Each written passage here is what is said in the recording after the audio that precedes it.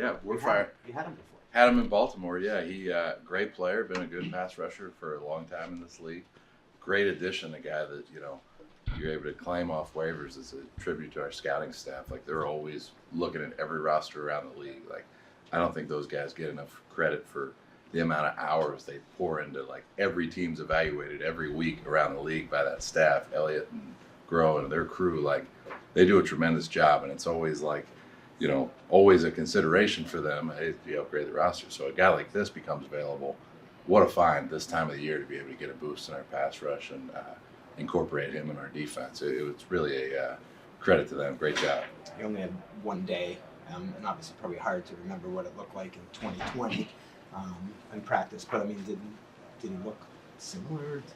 Yeah, he can still play at a high level, and I think he's done a really good job. Getting here really over the weekend, getting settled in and attacking the playbook. Really done a good job of learning the terminology, some differences and some techniques here versus other places he's been, and he's attacked that at a high level. And a guy that's been around and been in some new teams throughout the years, he's got a good feel for, okay, this is what I got to learn this week. This is the package for him. Maybe it's next week, whenever it might be, that thing can grow and expand. He's done a great job of that. When he does get released, did your ears perk up? Did you see it? Did you talk to anyone in the building? Like, hey, I like this guy. Like, how did that happen for you?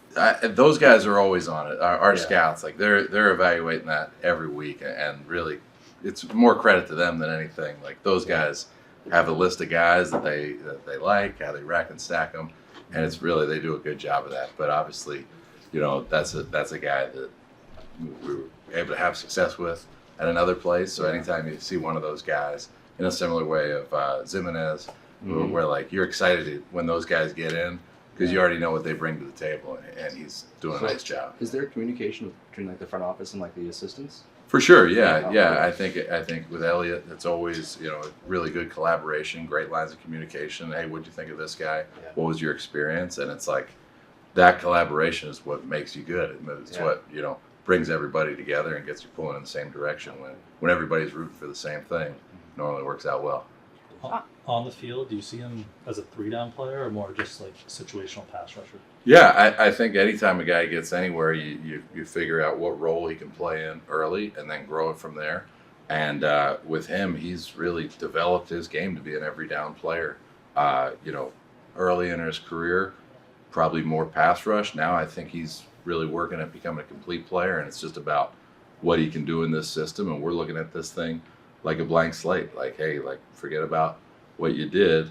We believe you can do all this stuff, and we're not going to put them in a box similar to really anybody on our team. Like, if you don't put guys in a box, it's amazing how much they can grow. You put them in that box, there's limited growth. So, like, looking at Jennings in the other direction, more of a run player early, you remove that box and see how he can grow, and he's become really an all-around player as well. So that's really what we try to do with all of our guys. Yesterday, he said he wanted to kind of bring leadership to the room. Coming into November, how hard is that for a guy to become a leader when you're just joining a new team? Yeah, I think his resume and his record, guys respect that. So I think that respect helps you become a leader faster. And I don't know what the number is on the number of sacks in his career, but it's up there. And I think that's something everybody respects and everybody would want to learn from, kind of how he did it. And then he's the same way. He wants to learn how these guys are doing it here in this system. So it's a good blend, and he's confident, and he really, is able to express himself and express the, things that he's been through in his career with the other guys and help those guys. It's nothing but a huge plus for us. Do you have to tell him, feel free to speak up when you need to and stuff like that? Yeah, I think that's the culture. That's the environment. Like, we trust these guys. We want these guys to let their light shine, and I think he's seeing that early on, that's what we want from these guys. We want them to open lines of communication. It's not me standing up there giving a lesson. Like, let's have a back and forth in the outside linebacker room, and he's been a big part of that. It's been great. When you talk about, we just talked to DeMarcus, and he mentioned that it kind of seems like he's been here since training camp.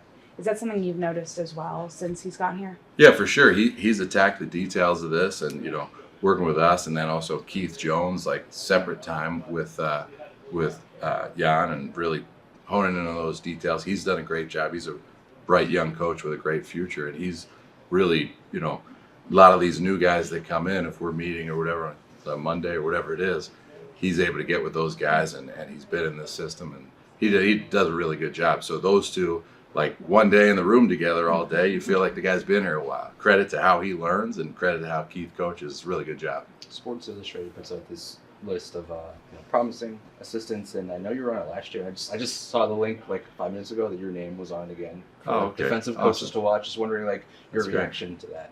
Yeah, I mean, I think like anything like that, it's about your players that put you in those positions and the coaches you're with. I've been really fortunate over the years to be with great mentors as coaches, and then really great players, like truly throughout my time in Baltimore, New York, and here. It's the players that kind of create those successes and those narratives for any coach. So like, we're just a product of the guys that put in the hard work and you know, try to lead them in the right direction. But ultimately, like, these guys are the ones that are out there doing it, and you just try to support those guys, encourage those guys, motivate those guys the best you can. So it's really, you know, feel a lot of gratitude when you hear something like that for the people that have put you in those positions. For when you have someone like Yannick come in, how important is it? I mean, they have you, but they also have Gerard, a former linebacker in this league. Like, how is it just the culture here set up to help someone specifically at that position when they come in? Yeah, and I think with Gerard, it really starts with him. Like, we don't come in with any preconceived notions on any of these players, and we're just trying to boost them up and help them. So with him, he's walked these halls and walked to the field the same way these guys do every day for practice. So it's easy to spread that message, and it's really a positive message, and it's a message of optimism for, hey, you're here for a reason. And just like he was here for a reason as a player, and just like we're all here right now to help these guys. So I think really the culture he's dropping into here, we know we're building something special. And, you know, it's year one. We're you know, we're not where we're going to be, but we're working hard to get there, and he's going to be a part of that. Drew, from a traits standpoint with Jan, what does he have that makes him an effective pass rusher? Yeah, he's got tremendous get-off ability. So his first 2 steps, the quickness and the burst to anticipate the snap and get off the ball, really good. He also, when he gets there, what we call the fight area. So it's when the tackle really throws their hands or dictates how they're going to set. That fight area, how can I get on top of this guy? That's something where, you know, really throughout his whole career, he's got some signature moves that he goes to. He probably has a better cross chop than anybody in the league. But then with that, he keeps adding tools, and he's got a really good power rush, really good counter rush off that. So now these tackles are always uneven. A, from the get off, but B, they don't know how he's going to attack you.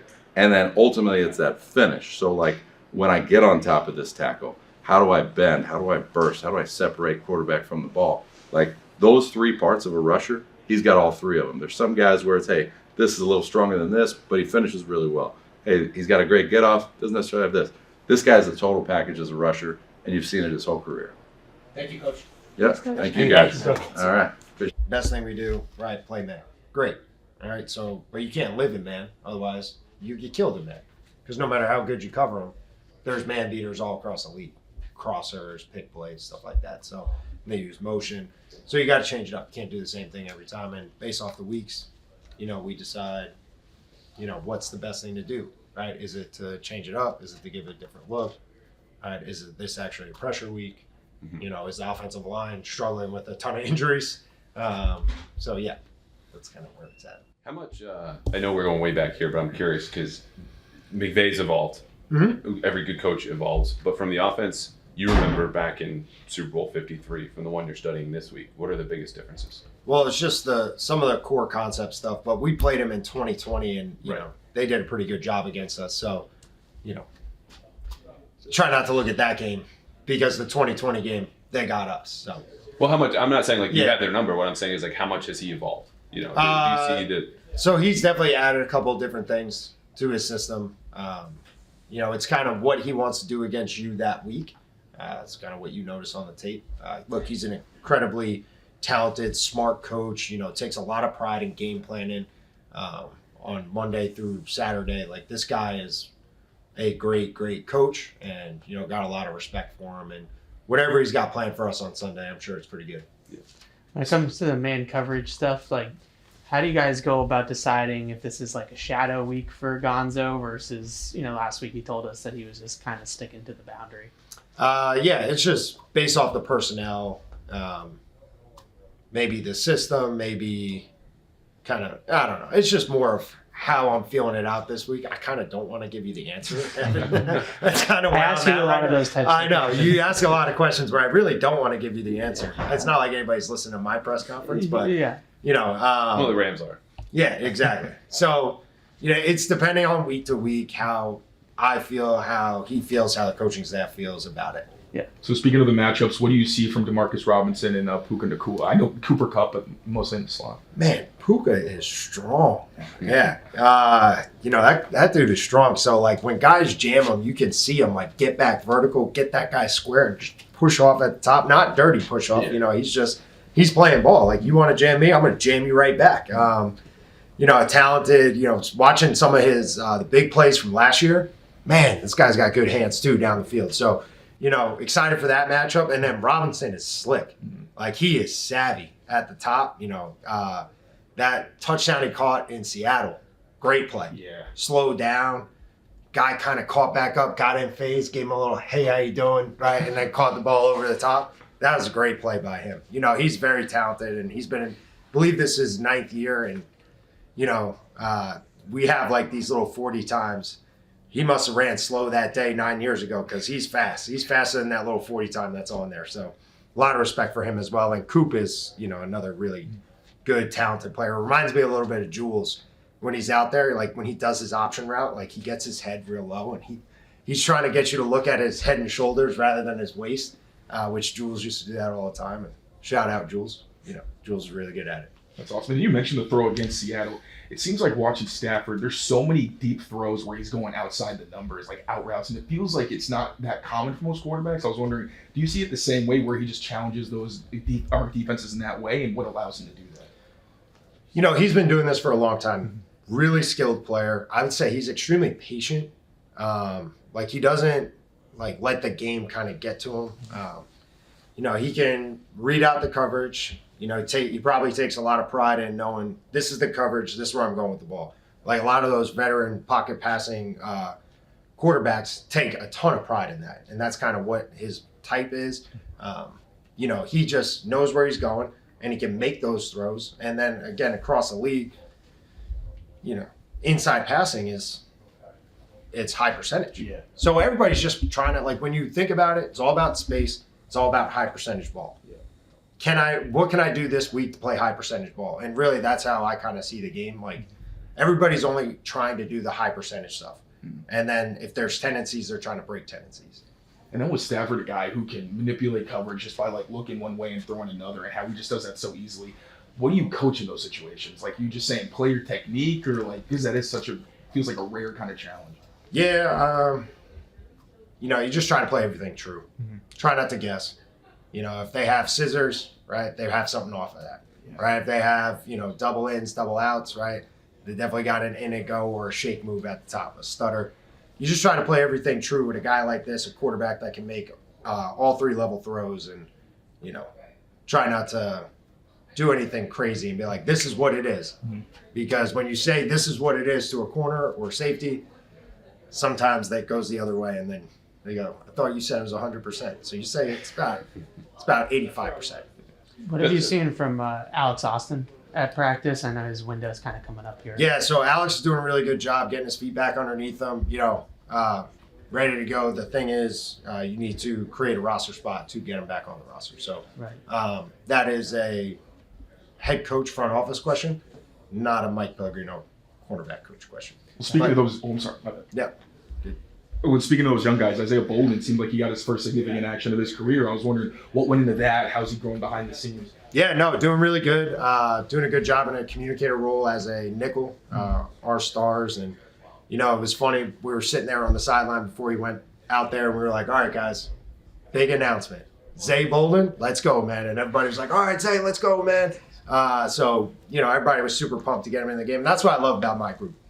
It's not about one guy. It's about the group, and it's about having fun out there playing ball. Within that group, and best I can tell the outside, which is not much. A lot of guys have shown a lot of growth this year. But I'm curious if there's a player and either a trait or a skill that comes to mind. This trait or skill is so much different. He's shown so much growth in this area through the first 10 weeks of the season. One player. One player, a skill. Marcus Jones. Okay, how so? Marcus Jones, so previous years, just trying to play everything a little soft jam, right? Match feet because he's playing to his strength. This year, changing it up more, doing a great job. His off coverage from last year's spring to right now gotten significantly better. Significantly better. And I remind him about that all the time. Every time he's got a good off man rep. Like, hey man, remember when this wasn't great? Great. That's called growth. We talk about it every day after practice. If we're not growing, right, every single day, I'm not doing my job. I shouldn't be here.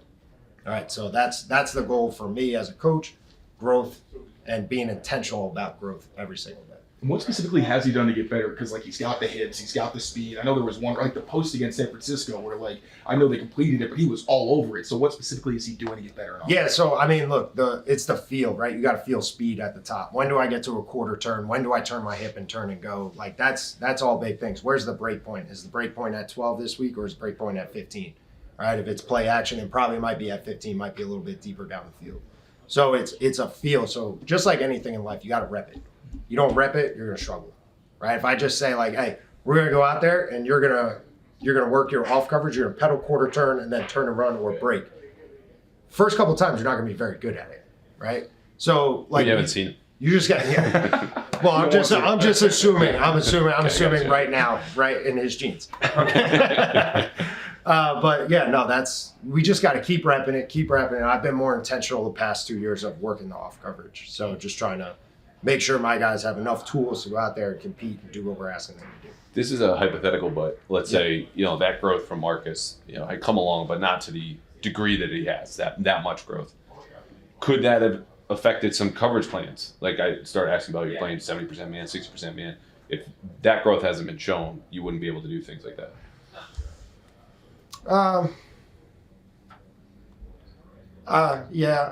We would do what's best for the team. It's an easier way to answer that question. Like in factors, I'm curious how much. If it's not great for us, sometimes we got to suck it up, right? Yeah. And it's not great for us, but we got to go. This is best for the team. We got to go out there and do it. And we understand that when there's certain coverages where it may not be so clean, like it is what it is. Look, let's just go out there and let's do it. And we know it's not that clean, so there's some holes in this. But if we have problems, they have problems too. Yeah. I'm kind of curious about the rotation you guys do because I know you like to get like Marco Wilson involved with all those guys. I'm curious because Marcus has shown so much growth with him not necessarily being an every down player. I know he's got his packages and everything. Is that just because you want to get your guys like on the field and just kind of keep it going, or is it also partially maintenance with guys like Marcus and Jonathan? Yeah, so I'd say like for the nickel, the star is a starter in my mind. Yeah. Like even though it may not show up on the stat sheet, but like the star is a starting corner. And so that's how I kind of view it. I have 3 starters. Right, and then mix in the 4th guy in, right? Recently it's been Marco. And if I can get a 5th guy in there, great, I'll do that too, like I do with Zach. I guess I meant more kind of like in the base because you guys have been doing a lot more of that. Like even with is there like a cool name for that 3 corner base package you guys have? I just find that like fascinating. Yes, but not going to tell you. Yeah, those guys can tell you, it's fine, but I'm not going to be the one. But yeah, so He'll go out there sometimes, like I tell him, like, look, I'm not just going to stare at you on the sideline all game. So that's kind of where that comes down to. Like, I'm not just going to watch. You're not going to leave the game with 10 reps, right, as a starting corner. Like, that's not happening. I got one more because this old guy who looks a lot like me was telling me about the week leading up to the Super Bowl, which I know is ages ago and not relevant to Sunday.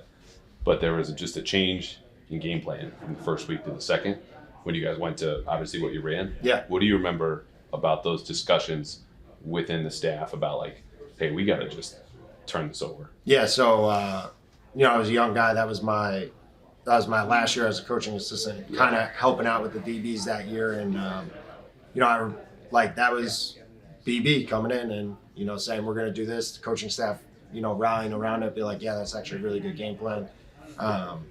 It was great. Bill came in, really kind of changed the page on that, and it worked out in our favor. And hats off to Flo. Flo called a great game in that game. It might seem really simple, but the 3rd down package, that was like, hey, we're calling this call, and that's the call we're going down with. Like Flo, to me, great defensive coordinator. Like, sticks to his guns, right? Changes it up. Does a really good job. And you look at his success in Minnesota right now, doing a great job over there, and hats off to him. He's a he's a hell of a coach. Were you surprised when you had a week of practice and the Bill's like, we're going to change this? No, Okay. because Bill, I know everything's on the table Yeah. with Bill, but it was just, I was like, it's a whole week of work. yeah. Right now we're just living in the past right now, and obviously Yeah. we're focused on this year's. But I have a lot of great memories from those years. Yeah. And it's hard to just say forget those years. And it was an awesome time to be a part of that team, be a part of that coaching staff, and to see low egos in a moment like that. Like, hey, we're scrapping it and let's do this, and everybody rallying behind it, and the players too be like, hey, this shit's gonna work. Like, that mentality. Did that Bears Fangio plan have anything to do with it? Oh, wrap it up. You know if that Bears Fangio plan that year had anything to do with it? Because I know like they were one of the only teams that kind of held them under a few points. Yeah. It seemed like it was a similar. There was a couple of things we saw on tape that year, and Lions. yeah, again, I was a coaching assistant. I'm taking no credit for that. Well, we're giving you all the credit, so. All right, fellas. All right, Thanks, Mike. Thanks so much. Thanks appreciate for it. indulging us. There you go. A good way to start the week for my son. Awesome. What year is he in? He's a freshman. Really? Yeah. Position? Defensive lineman? end. Yeah. Wow. Yeah. Good mentor. Do you talk? Does he listen to you anymore? He might have had somebody work with him on the side. So That's awesome. Talking good news with DeMarcus and just having Christian Barmore get back on the practice field. How nice is that from your perspective to see for what he's been through? yeah, just look forward to having him back and around and see what he looks like. We haven't seen him for a while, so it's good to be able to get him on the practice field and see what happens. So. Are there any expectations from your perspective right now? No, I mean, they're going to tell me what's what. So I'm sure it'll be day by day. What had you seen from him? Obviously, you haven't worked with him in a game, but from last season and the earlier part of his career. Yeah, some things I did in the off season with him is, I went back and built a tape on each individual guy. And when you go back through the past, one thing he does a great job of is just, you talk about being an effective rusher. He just plays hard and doesn't stop. So he plays with a really good rush motor is what we call it. But he does a great job there, and he's pretty stout in the run. So effective ball player. So it'd be nice to, at some point in time, get him back. What type of conditioning work is he able to do? Yeah, I can't really speak on those things. I wasn't around him, didn't have the opportunity to work with him at all. So I'm not sure. Maybe something Mayo can answer. Has he been around and in meetings with you? We've seen him around in the locker room. Yeah, no, he's been around the building, absolutely. So he's been in and out of meetings and, things like that. But anything that has to do with conditioning and all that stuff, I'll find out today. How about just from a human perspective, how good do you feel for someone like that, a kid who finds out he's got blood clots and might miss the season, now he's back out there? Yeah, I mean, it went from a deal where, he didn't know if he was going to be able to play again. And now he's back. He's in the building. We'll see him on the field today. So I think just for him, being a young man, getting an opportunity to get back on the field, something that you've loved to do your whole life, should be pretty exciting. So. How'd you feel about the game Jeremiah Farms had last weekend? You know what? Awesome. Just proud of the kid. No one's ever given him a chance. The way he works, the way he goes about his business, he's a professional. You ask him to do something, he tries like hell to do it exactly how you ask him to do it. And you know what? He went out on the field and did exactly what we talked about doing. Things we worked on in practice, showed up in the game, and he just works every single day. So I'm happy for the kid because he always goes about his business the way you want him to as a coach, which is awesome. How have you seen development just in your time with him here? You know what? You give him something, he's going to work at it. You give him a cut up of something, you're like, hey, I see you being this, study this guy. He'll come back, he'll have questions, I'll have answers. So he's just hungry. Kid was in the building this morning at 5 o'clock watching film with me. That's just him every Thursday morning. He's at my desk at 5 a.m. watching film. No one else is around, no one knows. He didn't say anything to anybody else. So again, he wants to be here in the worst way. And he works every day like he's getting cut tomorrow. Well, he's played on about 32 teams, it seems like, in his route to get here. Yeah. How much does doing what he did on the football field on Sunday, mixed in with what you guys do on a Thursday, help him get better and better confidence-wise too, mentally, not only physically? Yeah, like anything. The more you play at this level, the more opportunities you get, and the more you get on the field, the more you feel like you belong, and the more comfortable you get with a standpoint of believing I belong. And that's all he's done is every chance he's gotten from preseason, right? I think it was the Philly game. He had an outstanding game. There was another regular season game where he stepped in and had an unbelievable game. And then obviously last week was awesome. He affected the quarterback. He was good in the run game. So like those guys, you always want to keep guys like that around, because if something happens with, let's just say, one of your starters, you got a guy that can go in and play here, there, or there. So he holds value. We've heard the term clinic tape used around here. There looks like there was one run stuff in this game in Chicago, sort of defeated a double team and ended up making a play. Yeah, you talk about, let's call it 290-pound guy taking on 650 to 75 pounds, dropping a knee, splitting a double team, and getting a TFL. Like, that's pretty cool. And then you got guys that are, 300 plus that get moved off the ball, like across the league. So, I mean, that's a pretty neat deal for him. But it goes back to his film study. He had a pretty good idea that was coming. So the minute that offensive lineman stepped a certain way, he dropped in court, split the double. But it goes back to his preparation. What you put into it, you get out of it. And like he believes in that daily. So it's a pretty neat deal. Are there any guys that you can point to when you said you give him some cut ups and say, like, I want you to do this way? Is there anyone you can point to as an example? For him, again, I was in Green Bay for 9 years. So I would show him practice tapes of a guy like Kenny Clark, how he goes about his business on a day-to-day, all right, how he works individually, technician-wise, and just say, hey, look, it's not always about talent. If you can do things this way, all right, fundamentals will sometimes override talent, all right? And so he's a guy that I've used with him, absolutely. Yep. Cool. Good. Thanks. Like, nobody's going to block me, not going to make an excuse. So, I mean, the more that, we could put him out there and put him in those positions, I mean, the better for us. Did you guys have any familiarity, both being from Alabama? As in? Like, were you aware of him? Like, had you? Oh yeah, no, absolutely, no, absolutely, Okay. yeah. No, we that's obviously coach now, but that's like little bro. So kept tabs on him whenever he was in college. We had mutual friends and obviously coaches that I played with there, that was there when he played there. But yeah, I've enjoyed all of it, having that relationship with him, and then again just seeing him grow as a young player. So when he was playing after you were gone, and people were saying, "Oh, he's the next Hightower," he's doing that. How does that hit you? Hey, well, I mean, if I don't know if I heard that, but let me tell you, the way that he's playing, bro, he continued to play at a high level, though. I mean, the sky's the limit for him. Again, he's another guy that doesn't necessarily say a lot, definitely doesn't complain, but he goes out there, he busts his butt, works hard, and I mean, what more could you want from a guy like that? Dante, a couple weeks ago when it probably got blown out of proportion about the whole soft comment, but talking to some of the players yesterday, they talked about how they felt like it, sparked some of the guys throughout your career, whether it be a player, whether it be a coach, that every player responds differently. Do you feel like this defense, whether it be that, whether it be just maybe pride, they've been able to rally these last couple of weeks and have took some strides? Yeah, I think for the most part, it's really just been able to take, like, we've had some really good weeks of practice, and it may not come out and show that on Sunday, but I feel like we've gotten to the point where we're able to carry that part of practice and execution onto the game on Sunday.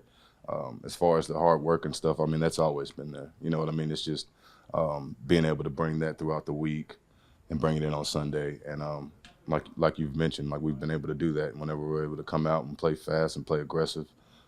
Guys play confident, like, things go well for us. So continue to stack those days, continue to have those weeks of practice, and hopefully, keep evolving those practice days to game days. Dante, from a human perspective, as a player, to see what Jelani did last weekend with, have a baby, come out and play the way he played, and then have Gerard, mention the baby by name. What do you think that means to someone like him, and what does that mean to the team? I just think that's part of the culture that we're building here. Obviously, congratulations to Tavai and his wife and his family. Beautiful baby. Just the overall, just, again, had the baby, traveled, a lot of emotions, a lot of thoughts. He was able to not put it on the side, but focus on game day. And told him how well he played at the end of the game. And his first comment was like, "Now we got the dub. Now I want to get back. I want to get back to my baby." So that's the kind of man that you want to have. That's the kind of guy that you want to have as a leader. That's the kind of football player that you want. Guy that is committed to his job, but definitely devoted to his family. So I love to see it, and hopefully we'll see more of it. And to see Gerard mention, Joey Sal's baby by name, you don't see that often from a head coach. It'll be like, "Hey, congrats, you had a baby." And how kind of nice touch is that? Again, bro, I'll say it again. Like, that's part of the culture. That's part of the team that we're building here. Again, I know you guys don't see a lot of it on the outside, but trying to build something special here, and a lot of it goes with having those personal relationships with our players. Not just players, coaches, everybody on the staff. So, and that just speaks volumes of the man that Gerard is. I mean, that's who he was as a player. That's who he is, outside of the building. Just want to be able to carry those conversations, those relationships with players. Dante is a player question, guys. on the biggest stage. You prepared for the Rams, McVay, very early in his coaching career, and I know lots of personnel changes through the years. What are the consistent things you see about their offense? What are the things that they've evolved in over the years? He does. McVay's always done a really good job of marrying, whether it be the run game or the pass game, and he's continued to do that. Still wants to run the ball, but just as far as evolving, man, he still does a lot of the same stuff, but he finds a way each week to put a different spin on it. Maybe not by personnel, but whether it's shifts or motions, like he always keeps the defense guessing. Kind of hard to keep tabs on, what exactly it is that he's trying to do each week. So definitely applaud him and everything that he's done. He's been doing it, 8 years, 9 years now. So, he's a hell of a coach, and he does a good job of, putting all those guys in positions, not only for those guys to succeed, but kind of blossom, whether that's putting Cup, in the slot, putting him on different guys with shifts and motions, taking shots with Robinson. Obviously, Puka's there. And then Williams, as far as a running back, making sure he gets his touches, whether it's in the receiving game or just handing it off to him. He does a good job of making defenses respect every pass, every run, and he takes advantage of the full field. So, always wouldn't say fun or whatever, but always interesting to see how those offensive minded coaches really try to evolve and move things. So. It's been a good week as far as that goes. Thanks, everyone. No problem. Thank you.